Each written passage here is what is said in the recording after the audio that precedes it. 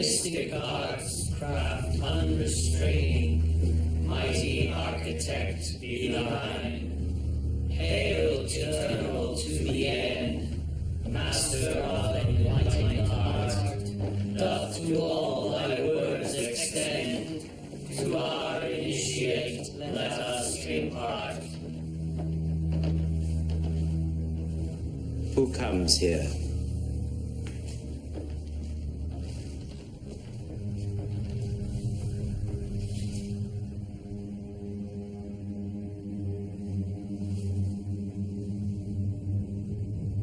Mr. Bernard, who has long been in darkness and now seeks to be brought to light. Having been in a state of darkness, what is the predominant wish in your heart? Light. Then let that blessing be restored. In thy presence doth this man be lying, begging for thy love undying, so mote it be. Great architect of the universe, grant that this candidate for masonry may so dedicate and devote his life to thy service. May he be assisted by the secrets of our Masonic art and enabled to display the beauties of true godliness. So mote it be. So mote it be. I most solemnly swear my devotion to the secrets revealed, obedience to the craft, and loyalty to this lodge, binding myself under no less penalty than to have my throat cut across, my tongue torn out, and my body buried in the sea. So help me God. Brother Initiate, it is with great pleasure that I extend to you, on behalf of the craft, a hearty welcome.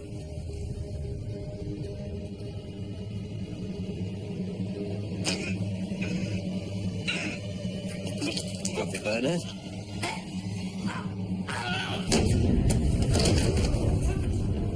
Is Brother Junior Stewart here? Bloody hell, he stopped breathing. He's dead. Brother Senior Stewart? Yes, sir. Send for Detective Murdoch. Tell him there's a crime scene in King Solomon's Temple.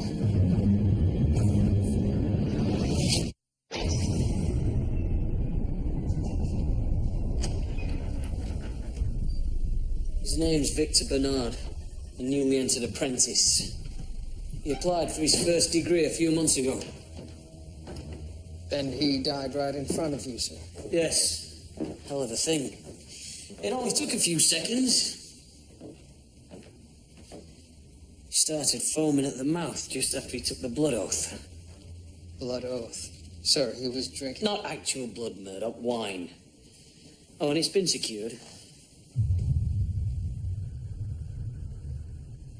Right then. Who brought the wine? Brother Boswell. He opened it right in front of us. And who was present during this blood oath? Lodge members exclusively. Crabtree's got them assembled in another room. Sir, the brethren are terribly distraught. Would you like to speak to them now? Yes, please, George. Thank you. Worshipful Master Eugene Anderson. Ah, you're not a Mason. No. How did you know? There's a handshake, sir. Brother Anderson, this is Detective Murdoch. I can personally vouch for him. I understand that we need your detective here, Brother Brackenreed. However, we would all feel more comfortable if your superior brother were to lead the investigation. You are joking. Brother Crabtree, you may supervise police proceedings within the lodge. George, are you superior to the inspector here? Yes, sir. Mason can advance to the third degree of Freemasonry by choice. After that, a brother must be expressly invited to ascend to the next level. And... Brother Brackenreed's offenses have kept his invitations at bay. Contemptuous language, general disobedience. Contemptuous language, mostly. It's all bollocks, of course. This is ludicrous. I'm his superior. Not in here. Brother Crabtree, the night is getting long. Let's get on with it. Yes, Brother Crabtree. How do you suggest we proceed? I suggest we send for Dr. Ogden, make sure the brethren are cooperative, and let Detective Murdoch do his job. Very well. Brother Anderson, I should also like to pass the reins of the investigation back to the inspector. Ah, right. Excellent decision. Very well, then. Where shall we begin? With you, sir.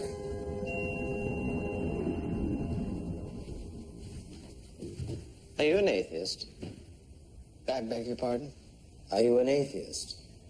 I ask only because, as our Constitution clearly states, quote, "You cannot allow a stupid atheist to infiltrate we who are obliged to obey the moral law."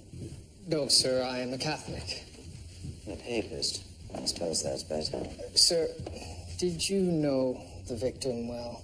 No, but he showed promise. A sincere wish to be serviceable to the great architect of the universe. The great architect of the universe. God. Ah, I see. Do you know of anyone who wanted to harm Victor Bernard?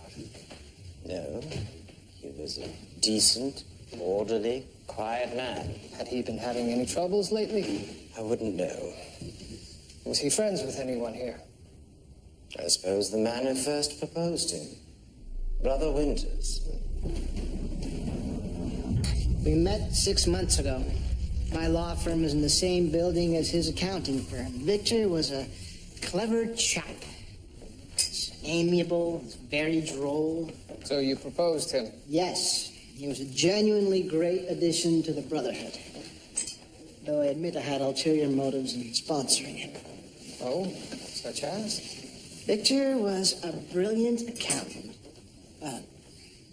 Please don't share this with anyone, but I had asked him to take a look at the lodge's accounts.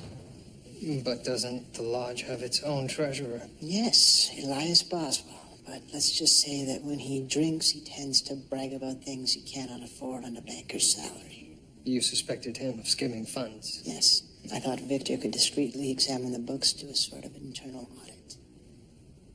Did he find anything? I don't know. He wasn't finished. I see. There is a dead man in the temple, and he wants to look into our accounts. Sir, there's been word of concern over your bookkeeping methods. Which could be mistaken as motive. The accounts book is kept in a secret, sacred place, a place it cannot leave. I'm not concerned with showing you the book. I am concerned with revealing where it is kept. Brother Boswell, don't make this difficult. Just show us the book. Sir, these shapes, what do they mean? I've seen them throughout the lodge. Well, according to history, the architect for each lodge incorporates the symbols into the design. It's called the Masonic cipher. Ah, cipher. So each of these shapes has a corresponding letter. That's intriguing. Sirs, you must come. He's taking us to the Hiram room. The Hiram room? Bloody hell. The Hiram room. Sir, the Hiram room was named for Hiram Abbott. He was the legendary chief architect of King Solomon's Temple. He was murdered for refusing to divulge the Master Mason's secret password. Which is? Oh, sir, I couldn't possibly tell you that. Where I am about to show you, you must share with no one, particularly the others. They will not be pleased to learn that I let you see this. The others, sir? Only 33-degree Masons have access to the room. We have 3 of them. Brother Boswell is one, the other 2 are away overseas. But what about Anderson? I thought he was the head poobah. Brother Anderson is a worshipful master, but he's not nearly a 33rd degree Mason. Degrees and positions at the lodge are separate affairs. And really, Murdoch, Poobah, this isn't Gilbert and Sullivan. You are all sworn to secrecy, especially the papist. Excellent.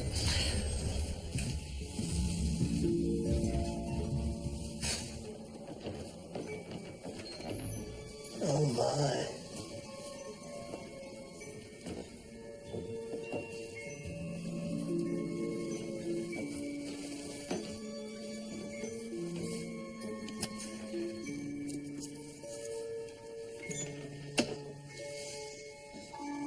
The accounts book You requested.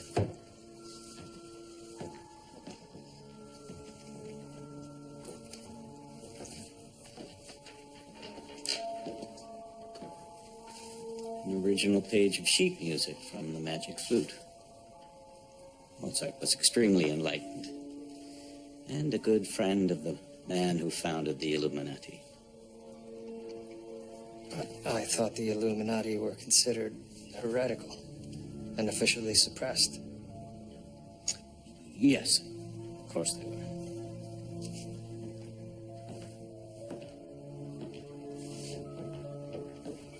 Gentlemen, no disrespect intended, but do either of you know anything about accounting?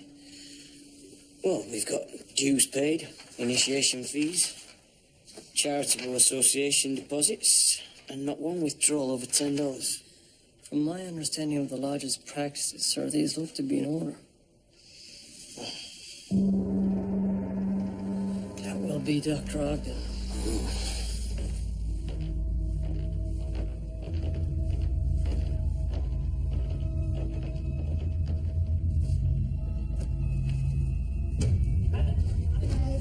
Brother Anderson, open that bloody door.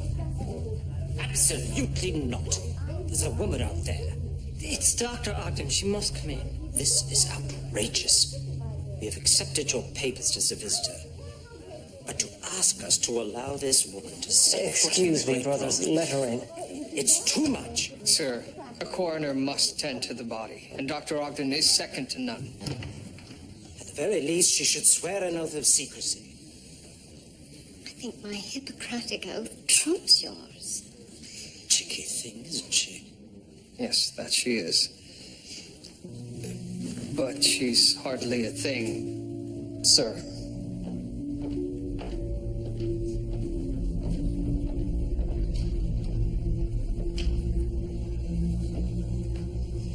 Any initial thoughts, Doctor? It's quite flushed. It could be a reaction to something. His tongue is engorged.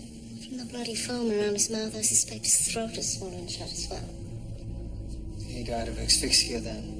Yes, from poison it would seem.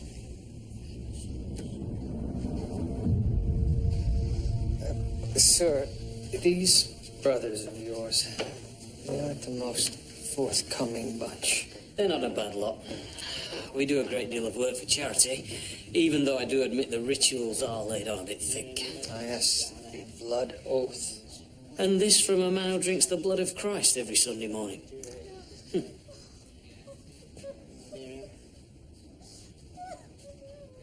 Sir, we interviewed all of the Masons that were present here this evening, and none of you seem to know the victim very well. Then we'll need to take a closer look, won't we? Yes, we will.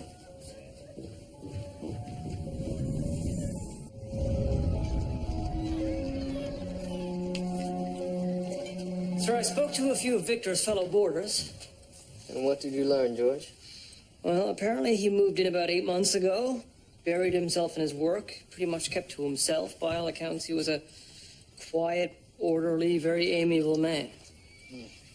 Any friends, family? None that were mentioned, but I have Higgins looking into that. One interesting thing, sir. Mr. Bernard let on recently that he thought he was being followed by a mystery man of sorts. That would explain the window. It's been nailed shut. Had any of the neighbors seen this mystery man? No, sir. Do you think he could be our killer? Possibly. Sir, how many pairs of shoes do you own? 2. Myself as well.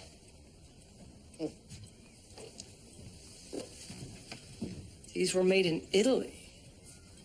The craftsmanship is sublime. George, do you recognize any of the men in this photograph?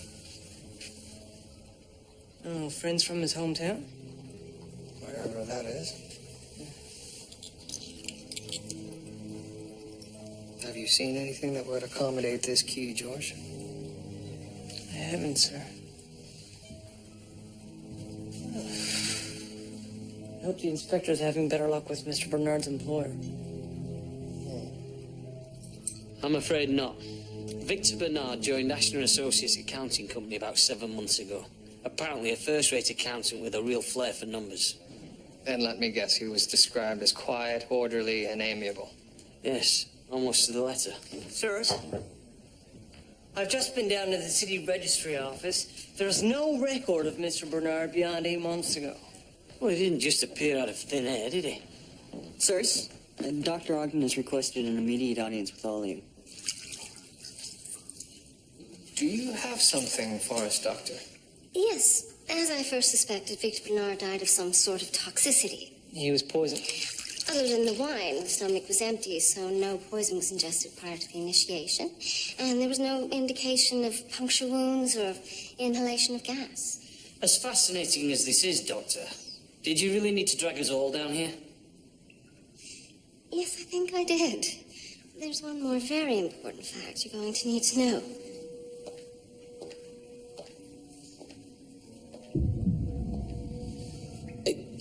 Is that...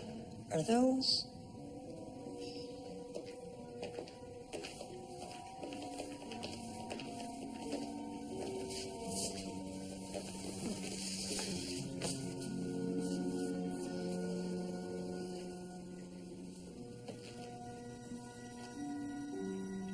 You mean to tell me that... Gentlemen, Victor Bernard was a woman.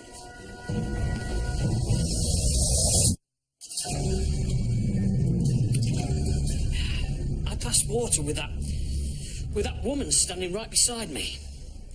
Fascinating, sir. But what's even more fascinating was that she wasn't just dressing as a man. She was living her life as a man. But for what purpose? Clearly the woman was insane. Or, sir, maybe she was an escaped convict on the run.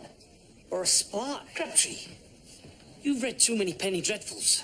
Not to be indelicate, sir, but the Lodge is an exclusive club. And where there is exclusivity, there are often secrets. And where there are secrets, there are those willing to do anything to keep them. Murdoch, who do you think we are? What kind of man do you think would kill a woman for infiltrating a lodge? No, this is ludicrous. There's obviously been some confusion at the morgue, or... There is no confusion, Mr. Anderson. Victor Bernard was a woman. And it is obvious that you disapprove of women. Of course I do. Emotional, erratic creatures. But to know we were duped by one is cause for humiliation, not anger. Right then, what would have happened had a woman been discovered in the lodge? She would have been dismissed quietly and discreetly. And if anyone knew this secret, it would have been someone who knew him well. Or rather, her.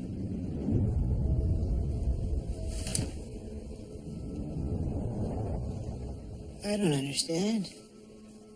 I saw Victor several times a week. He dined regularly at our house.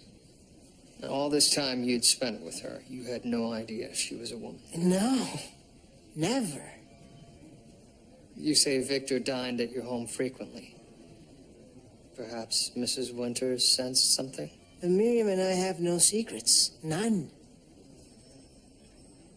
But perhaps when you discovered her secret, you felt betrayed. After all, you had been great friends with a man who turned out to be a woman. Damn it, sir, a friend of mine just died. I wouldn't. I couldn't. Apparently she was being followed. Did you know that? No. It appears I didn't know much at all. What are we looking for, sir? We need fresh eyes on this, George. While investigating the murder of Victor the man, we may have missed something significant about Victor the woman. I know exactly what we missed, sir. Oh? The shoes.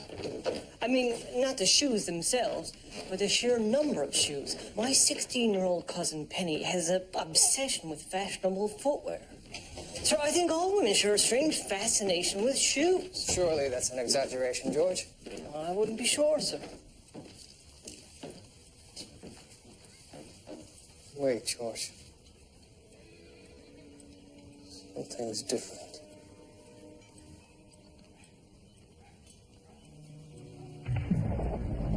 There. The picture of Victor and her friends. It's gone. The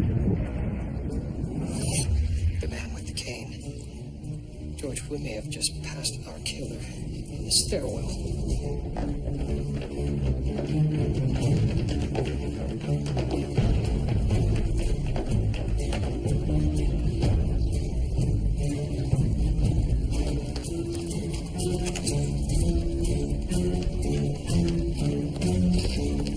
Here, in here.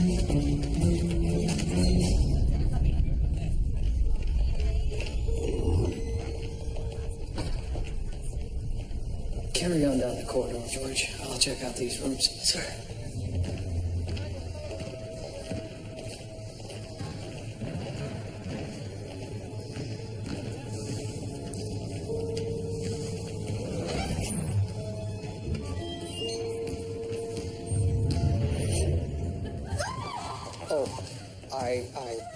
Do not disturb. I believe that's what the sign on the door clearly says. I apologize, miss. You know, it's trying enough, sir, to have to endure these second-rate facilities passed down from the men's teams. But to also be denied privacy is quite unacceptable. I'm very sorry. Or perhaps you're some kind of peeping Tom.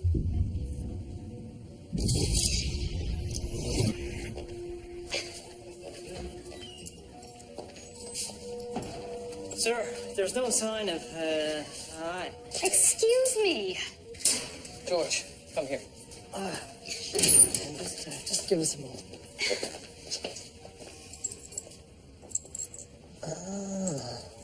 Victor Bernard's locker, no doubt. Yes. Masonic cipher. Why would she record that? Sir. This list of charities. Our lodge has raised money for each and every one of these. Sir, I think this is the audit that Brother Winters was speaking of.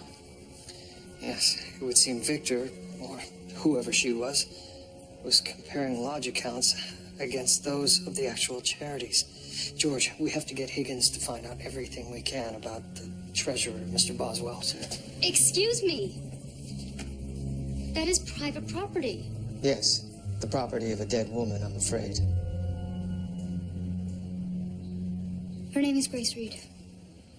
You know she died in a Masonic lodge, dressed in men's clothing. Yes, how strange. And aside from playing on this women's basketball team, it appears she'd been living out her life as a man. Really? She was also deathly afraid of someone. We followed that person to this location.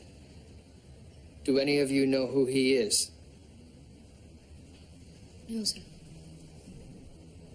You played basketball with her, yet you knew nothing about her. Sorry, Detective, but outside of these walls, none of us knew anything about her.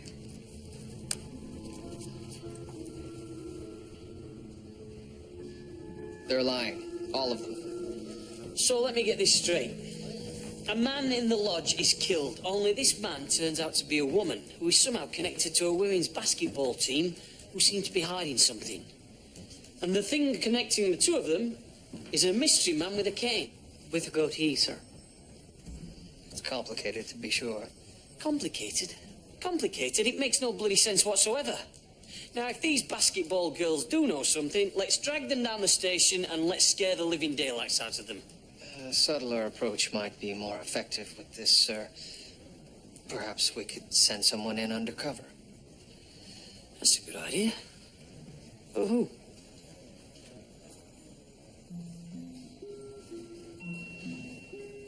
No. I'm not wearing a dress. Not again, anyway.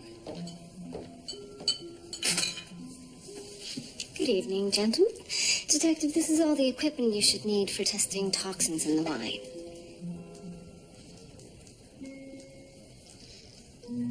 Julia, have you ever played basketball? As a matter of fact, I have. Why do you ask?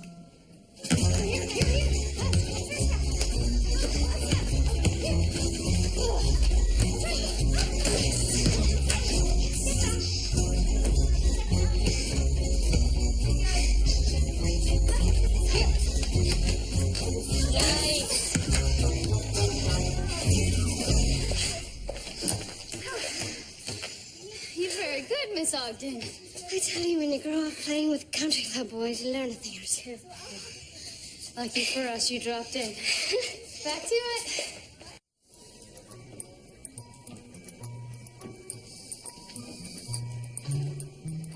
The Masonic cipher. Decoding something, sir? Yes, and according to her notebook, so was Grace Reed. She was particularly interested in these 5 symbols. Well, that shouldn't be too difficult. 5 symbols, 5 letters. 120 permutations. Very good, George. But it's more complicated than that. For instance, this symbol could represent a P, but depending on its orientation, it could also be a T, a V, or an N. So, sir, if each of the 5 symbols potentially represent 1 in 4 letters, there must be thousands of variations. Over 2 quintillion, George. Sir, I think we're gonna need a bigger blackboard. Julia Ogden, have I understood you correctly? You're an unwed doctor living alone. Yes. A modern-day bachelor girl. Well, I think that's about the most blissful thing I've ever heard. Father would rather see me married, bored, and unhappy than living a life so free. He barely tolerates my secretarial work at the law office. It was a bit of a battle to be where I am, but I have no regrets. The men with whom you work, do they think you brazenly improper? Who knows what they think? How true. Julia, would you be interested in coming on a little adventure this evening? Just a little fun amongst us girls.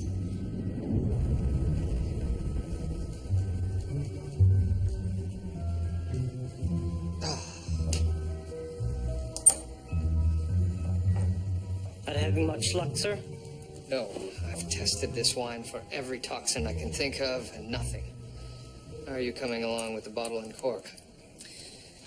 Equally bad luck, sir. If anybody's interfered with either of these, I can't see how. Yet Grace Reed was poisoned. But how? And with what? Sir? Dr. Ogden just sent this by messenger. We're to meet her at the Albany Club on Colburn Street.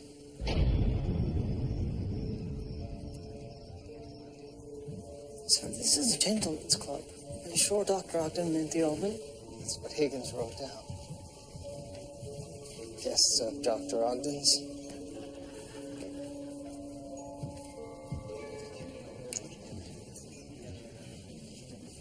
What are we looking for, sir? I have no idea.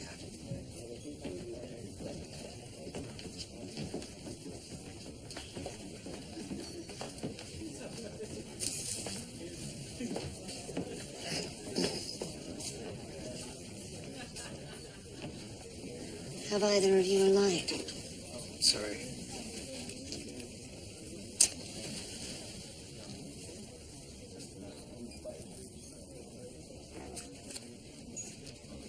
Thank you. Not at all.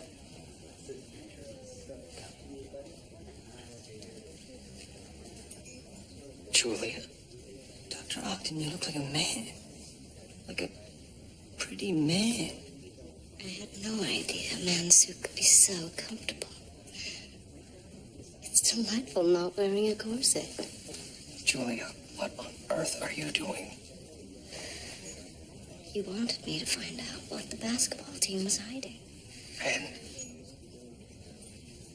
Look around you.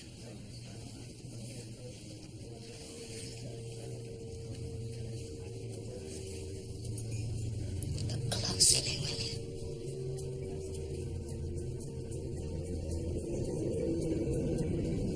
do you recognize any of the men in this photograph?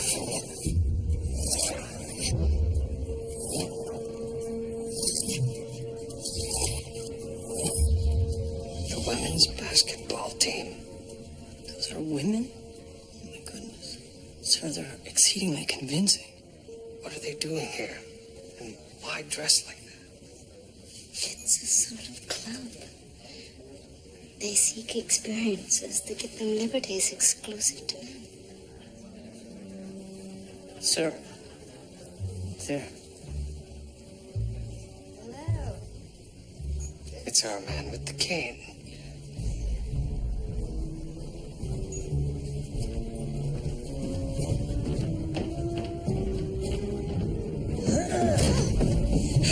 That's enough.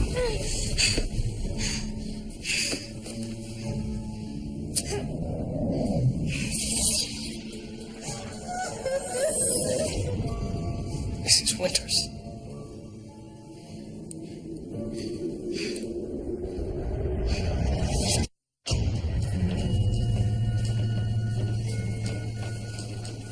Mrs. Winters, if you'll follow me, please. Where are you taking her? The rest of you, please have a seat. I have some questions about Grace Reed's murder. Doctor, Yes, Inspector. let's talk in my office, shall we? You too, Murdoch. Junior? You rat. Well, it's obvious. This lot either killed Grace Reed or at least had something to do with it.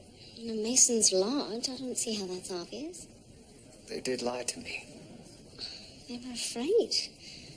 Most of them have husbands, fathers, even mothers who would disown them for doing this. I don't understand it myself. The Temperance League, the Suffrage Association, feminists.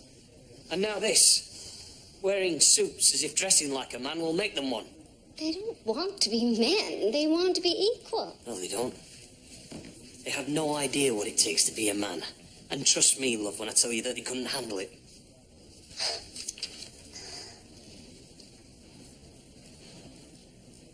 Have you anything to say, William? Yes. I believe these women are our best key to finding out how and why Grace Reed died. We need to speak with them. Right. Let's get on with it.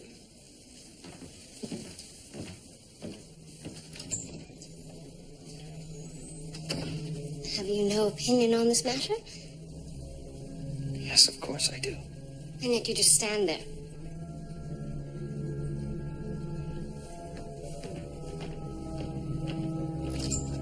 Am I in trouble? Mrs. Winters, I need to know why you were following Grace. I wasn't. I saw you in her boarding house. Only to get the photograph back, so no one would discover our secret. Prior to her death, someone had been following Grace. Was it you? No, not Miriam. Someone else was following Gracie. Who? I don't know, but she was being followed. And then when she was murdered, we were afraid we might be next. Is that why on the night of her death you didn't tell us that Grace was a woman? Yes. Plus, my husband and all his brethren were there. I couldn't risk the social outrage it might cause. If dressing as a man is so outrageous, why were you doing it? When Leonard introduced me to Victor, I somehow sensed he was a woman. She opened the door to a world I had never known. We lunched together, and we took long walks, and the respect she commanded as a man. It was so freeing, in a way that, well, they'll never understand.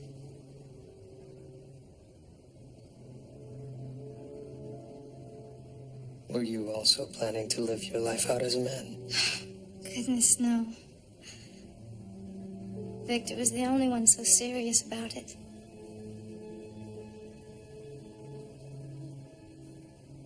Gracie didn't care about marriage or family life so much as she wanted to have a career.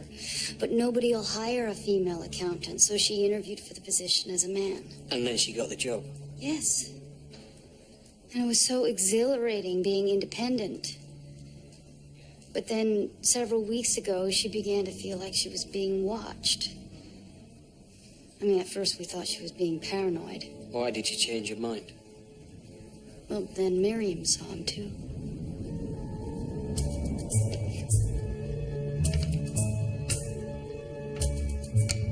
Victor and I were lunching on King Street when she pointed him out. Had you seen him before? No, but I clearly remember his face because it was right before her attack. What attack? Oh, it was awful. Victor took the tiniest bite of my dessert, and before I knew it was happening, her face grew red. She lost her breath for a few moments. Could the man have put something in the dessert? I don't see how. He arrived after us, and the bite she took was from my plate. There. That's the man I saw. I demand to see my wife. Miriam! Leonard. Detective, may I? Mrs. Winters, just one more question. Your dessert, the one that Grace tasted, what was it? It was vanilla ice cream croquette. Rolled in crushed peanuts and macaroons, I believe. I see. Thank you.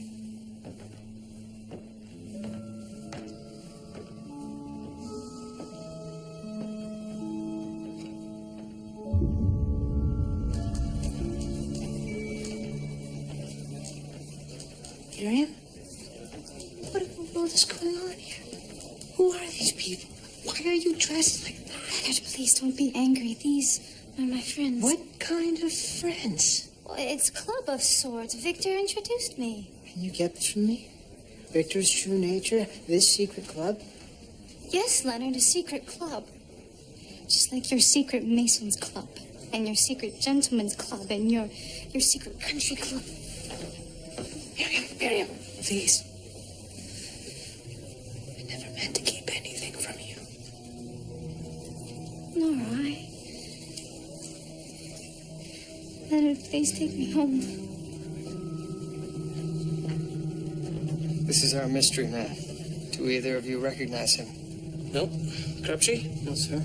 We should show this to our fellow brethren. I'll call an emergency meeting. Where's Dr. Ogden? I need her help in testing something. Another poison? Not quite. Peanuts. You think this she-man died from peanut poisoning? It's a possibility. I can't think what else would be. Ice cream and macaroons seem even less likely. So death by peanut is what you're proposing? It would be exceedingly rare. However, I have read material that supports theories of hypersensitivity to food. Peanuts are rare enough on their own, so to be sensitive to them seems highly unlikely. Well, there are no traces of peanut protein in the wine. There you go. Unless we're testing the wrong piece of evidence.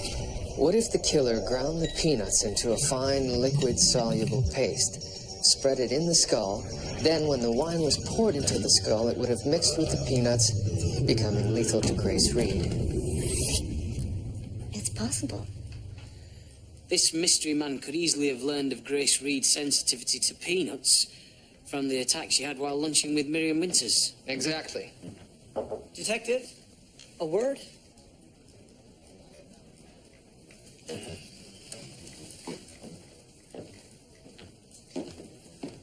What is it, George? Sir, I had Higgins look into Elias Boswell. He has not one, but 3 bank accounts. He also has a safety deposit box, which he accessed after almost every Masonic charity event. So he was skimming funds from the lodge. Yeah, and not just for himself. He has a woman of loose character that he keeps on the side, pays for her apartment. Detective. Oh, and sir, your copy. Thank you, George. Good work. There is peanut residue in the skull. Gentlemen, this is your murder weapon. A murder weapon that was kept exclusively at the lodge. So now we have a Mason who had access to the skull and a killer who knew of Grace Reed's sensitivity to peanuts. Let's hope someone recognizes him. I've never seen him. All right. Please, look closely, brothers. This could be Victor Bernard's killer. Is there? Yes, it is. And if I remember the layout of the second floor correctly, that's coming from the Hiram room.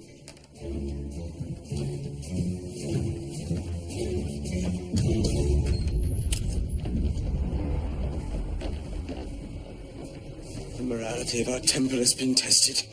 The great architect of the universe's vengeance is upon us. Anderson, shut up. Gentlemen, please step back.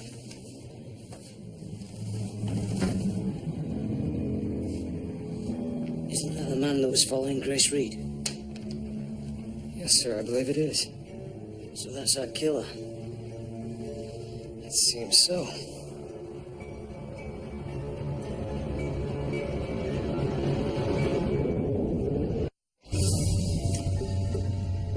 According to this, his name is Francis LaChapelle. He's a private investigator. Maybe he was following Grace at the behest of the killer. Possibly. George, find his office. Go through it with a fine-tooth comb. Constable. Charming to be back here again. Doctor, we found the mix beside the body. I assume it to be the murder weapon. That would be consistent with a blunt force trauma to the back of the head. There's minimal blood spatter. It appears it only took one blow to kill him. In religious order, this temple certainly has its share of problems. It's not a religion, Doctor.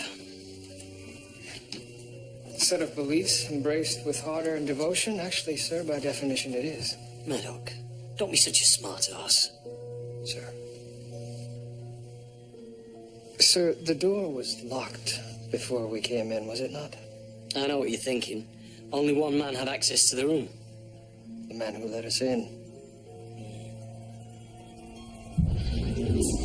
Grace Reed was onto you, wasn't she? She was sniffing around, asking questions she shouldn't have, but she didn't find anything. The accounting book is kept in the Hiram room, as always. This Victor, this Grace woman, never saw it. Apparently she did. And you knew that. So you put LaChapelle on the case, and the two of you killed her in the lodge.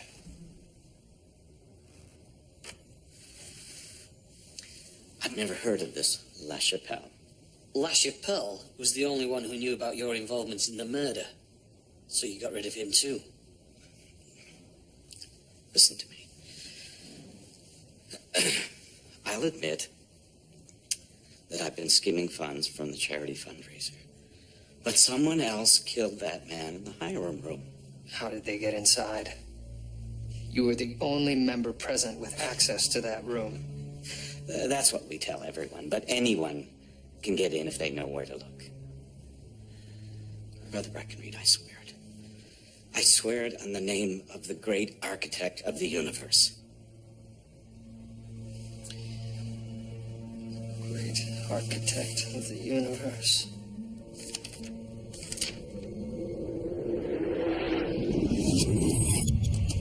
The code to the combination. It's written on the floor of the Great Room in Masonic cipher. GAOTU. It's an acronym. Great Architect of the Universe. Grace Reed broke the code, and the code is the key to the combination. Yes. Not much of a secret code, if you ask me. So if Grace Reed figured out how to get into the room, anybody could have. Including Anderson. Perhaps he suspected she was a woman, had LaChapelle confirmed it, then killed her. And then what? Kill LaChapelle for blackmail? Murdoch, we're going around in circles. Ah, very good, George. Is this everything from LaChapelle's office? Yes, sir. Someone had definitely been there, sir. His filing cabinet had been rifled through. So if there was anything indicating LaChapelle had been investigating Victor... It was likely stolen. However, sir, these slides, I found those buried deep in another cabinet.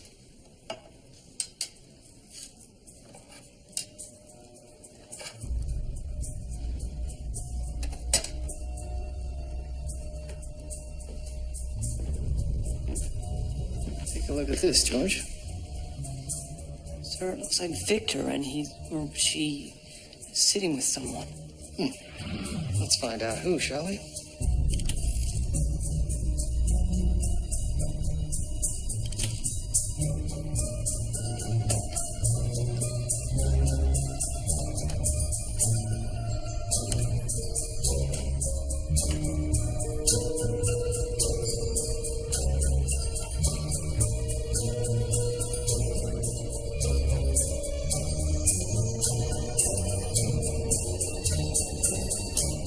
sure it's Grace Reed and Miriam Winters.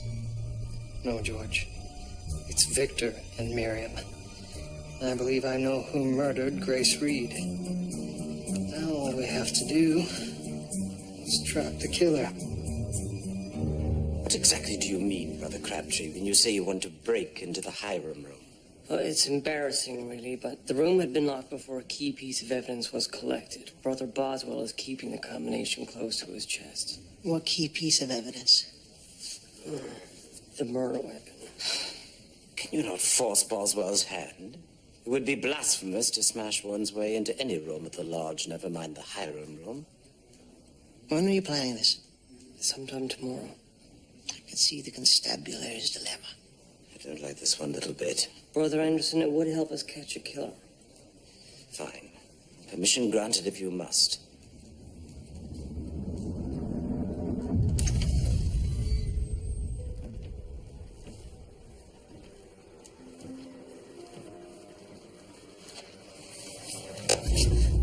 Mr. Winters, you are under arrest.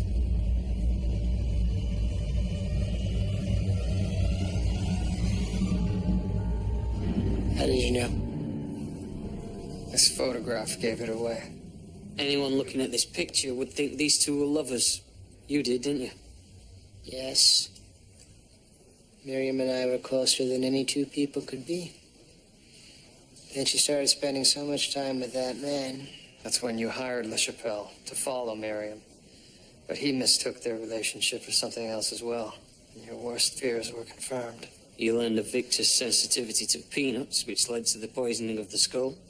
Then you learned that she was a woman. Yes. LaChapelle suspected you of killing Victor, so you killed him as well. So sorry. But why kill LaChapelle in the lodge? He was blackmailing me. I didn't have the money, but the lodge did. In the Hiram room. How very ironic, sir. Since this all began with your concerns over lodge finances. I could do without the irony. Leonard Winters, where is he? Leonard?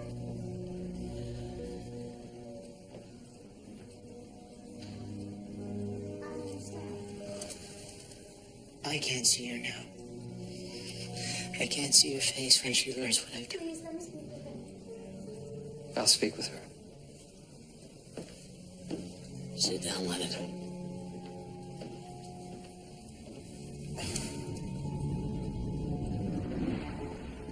Leonard believed that Victor and I were intimately involved.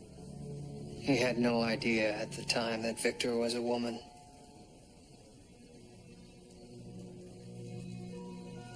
I never should have kept that secret. Then he never should have doubted me. Unfortunately, his jealousy overcame him. So because of jealousy, I've lost both the love of my life and my best friend. I'm terribly sorry.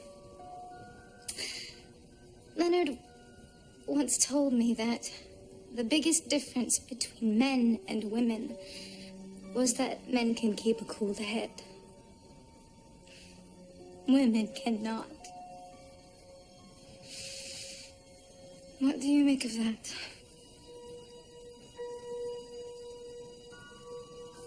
I guess he was wrong.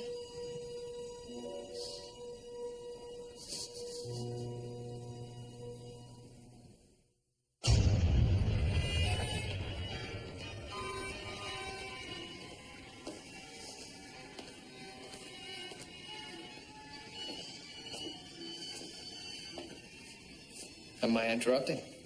No, just catching up on my reading. I'm quite interested in this hypersensitivities to food. Obviously, to some people, the peanut can be extremely harmful. Fascinating.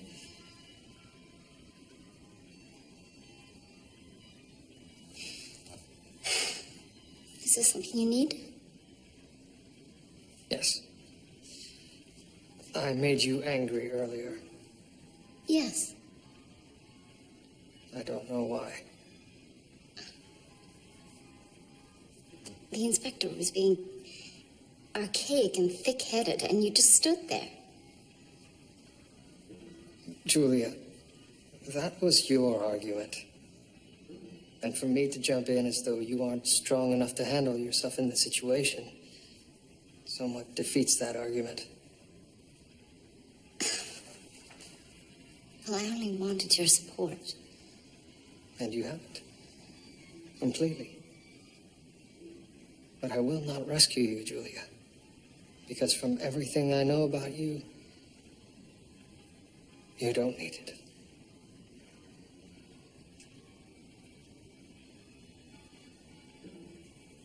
Your logic is infuriating.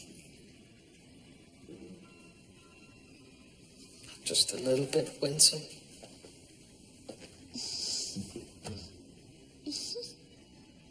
Perhaps a little. Good.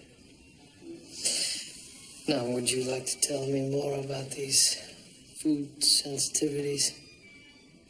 Yes.